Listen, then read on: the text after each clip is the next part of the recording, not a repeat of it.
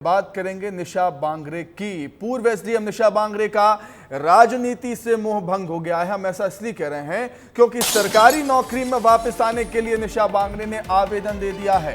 सामान्य प्रशासन विभाग को आवेदन दिया है। नौकरी में वापस लेने के लिए निशा बांगरे ने डिप्टी कलेक्टर के पद से इस्तीफा देकर कांग्रेस में आई थी। निशा बांगरे विधानसभा और लोकसभा चुनाव दोनों में निशा बांगरे को टिकट नहीं मिला। निशा को निराशा हाथ लगी।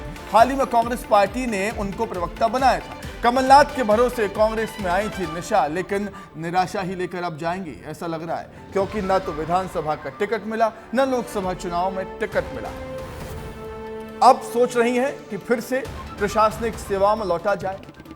सामान्य प्रशासन विभाग को आवेदन दे दिया है नौकरी में वापस लेने के लिए। डिप्टी कलेक्टर के पद से इस्तीफा देकर राजनीति में करियर बनाने की सोच है। उनकी ये सोच थी, राजनीति में आने की सोच थी उनकी। कमलनाथ के भरोसे कांग्रेस पार्टी ज्वाइन की। भरोसा था कि कमलनाथ कुछ उनके लिए सोचेंगे, अच्छा करेंगे।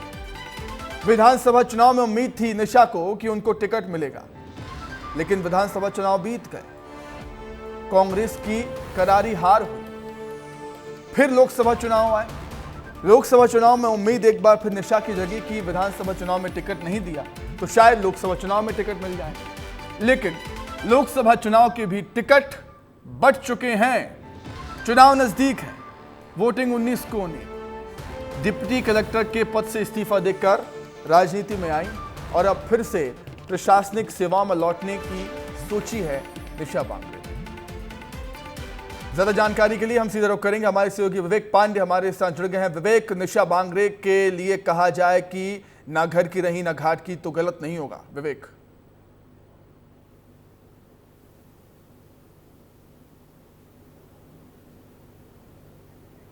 विवेक आपकी आवाज हम तक नहीं पहुंच पा रही है। तकनीकी खामियों की वजह से हम फिर से आपसे संपर्क करने की कोशिश करेंगे, लेकिन एक बार फिर से मुश्किलें निशा बांगरे के सामने। सरकारी नौकरी में वापस आने के लिए निशा बांगरे ने आवेदन दे दिया है। सामान्य प्रशासन विभाग को आवेदन दिया है। निशा बांगरे ने डिप्टी कलेक्टर के पद से इस्तीफा देकर कांग्रेस में आई थी। निशा बांगरे के मसले को समझने के लिए हमारे साथ विवेक पांडे जुड़ गए हैं। विवेक, निशा बांगरे को लेकर कहा जाए कि ना घर की रही ना घाट की, ये गलत नहीं होगा। सुमित, ये बात सही है। सबसे महत्वपूर्ण बात है कि निशा बांगरे के आखिर पीछे कौन था, निशा बांगरे आखिर राजनीति में कैसे आई। विवेक तनखा, कमलनाथ, दो बड़े कांग्रेस के दिग्गज नेता हैं और इन्हीं की वजह से ये भरोसा दिलाया गया निशा बांगरे को कि बैतूल से उन्हें टिकट दिया जाएगा। साल 2023 में विधानसभा चुनाव के दौरान बैतूल से उन्हें टिकट देने की पूरी कोशिश भी रही और यहाँ तक कि ये कहा गया कि अगर वीआरएस मंजूर नहीं होता है तो सुप्रीम कोर्ट का रुख किया जाएगा, लेकिन हाई कोर्ट की फटकार के बाद सरकार ने निशा बांगरे का आखिरकार वीआरएस एक्सेप्ट कर लिया, यानी कि उन्हें अनिवार्य सेवानिवृत्ति दे दी गई। इसके बाद निशा को यह कहा गया कि बैतूल से प्रत्याशी नामांकन भर दिया है, आपको बड़ी जिम्मेदारी दी जाएगी। और ये बात बाकायदा छिंदवाड़ा में कमलनाथ ने कही थी और कमलनाथ की वो बात निशा को याद होगी कि उन्होंने कहा था कि बड़ी जिम्मेदारी दी जाएगी, लेकिन लोकसभा चुनाव में जो टिकट दिया गया वो रामू टेकाम को दिया गया। ऐसे में निशा खुद असहज महसूस कर रही थी और मध्य प्रदेश प्रशासनिक सेवा की अधिकारी है, तो बतौर प्रशासनिक अधिकारी वो फिर से अब नौकरी में वापस चाहती है, क्योंकि राजनीति में उनका करियर टिक नहीं पाया, क्योंकि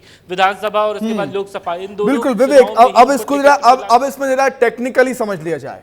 समझ लिया जाए इस मसले को। विवेक, अब जब निशा बांगरे सरकारी नौकरी में वापस आने के लिए आवेदन दे रही हैं तो क्या ऐसा संभव है कि उन्हें फिर से वो पद मिल जाएगा जिस पद पर वो थीं?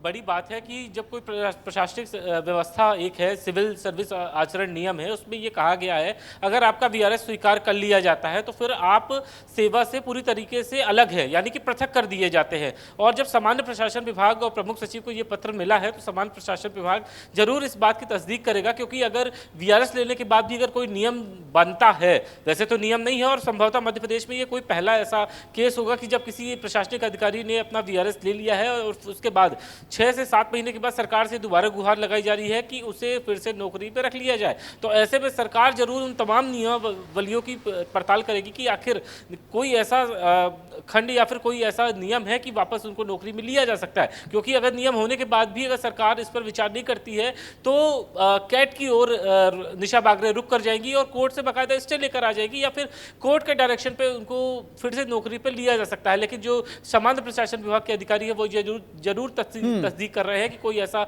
विशेष नियम नहीं है, लेकिन अगर सरकार चाह ले तो कोई ना कोई नियम बन सकता है। लेकिन सिविल सर्विस आचरण नियम में, भर्ती नियम में ऐसा कोई नियम है नहीं। लेकिन अगर सरकार किसी और तरीके से एडजस्ट करना चाहे, कोई जो नॉन गवर्निंग बॉडी है उसमें अगर इनको निशा बागरे को एडजस्ट किया जा सके तो ये सरकार की एक दरिया दिली होगी और इसको बाकायदा कैबिनेट से अप्रूवल मिलेगा। यही तो बात है विवेक की सरकार की दरिया दिली होगी। आपको याद होगा विधानसभा चुनाव के दौरान जब उन्होंने इस्तीफा दिया था, उनका इस्तीफा मंजूर नहीं हुआ तो कहीं ना कहीं हम कह सकते हैं कि सरकार ने उनको फंसा कर रखा था उस मसले को लेकर जब सीट डिक्लेयर नहीं हुई थी।